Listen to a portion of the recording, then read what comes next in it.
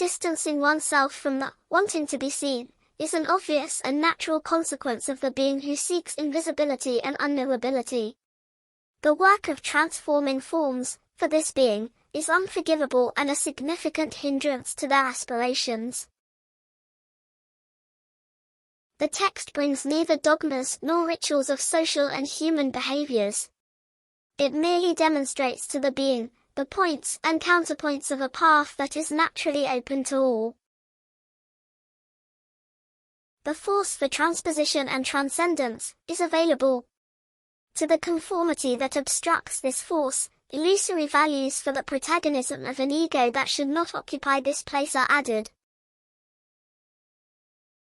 Weapons as powerful as those that keep the knight at the center are countered. The principles for their existence are exposed along with the recommendation and guidance on how to remain indifferent to their seductions.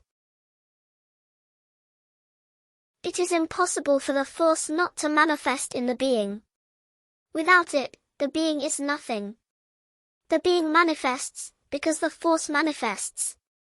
On the being's path, this force is constant, however, when invoked and directed, it enables the being to achieve any goal, even more so in a world so fragile compared to this force. A simple observation makes the force visible when its use is surprising. Achievements considered difficult, and even classified as impossible, are recounted constantly.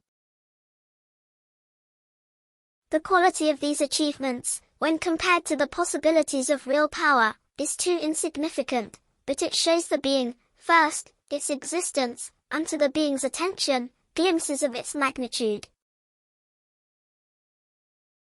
There is not a single being who does not possess it, for this force is an integral and indissoluble part of the being. Asleep or awake, it is there, and will always apply when invoked, without making any judgment. It is the force of all forces, and every force comes from it. This identification of partitioned forces is due to the limitations accepted by the being in manifestation, when devoid of knowledge.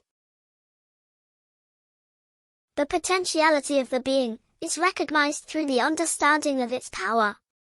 Wisdom is associated with its correct direction. The common explosions of the being only explore and demonstrate a small part of its potential. The text hides this from no one, on the contrary, it insists on uncovering and guiding the proper use of this force. For the being, placed in dimensions so inferior to it and to them, everything is possible at any given moment. Losses and damages are associated with the manipulation by the force of events and deities.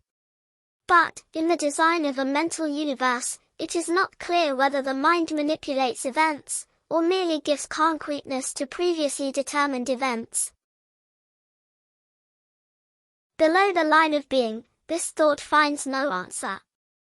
On the line that separates the high and the low of being, the being itself exists, and is the agent of being, which does not need answers.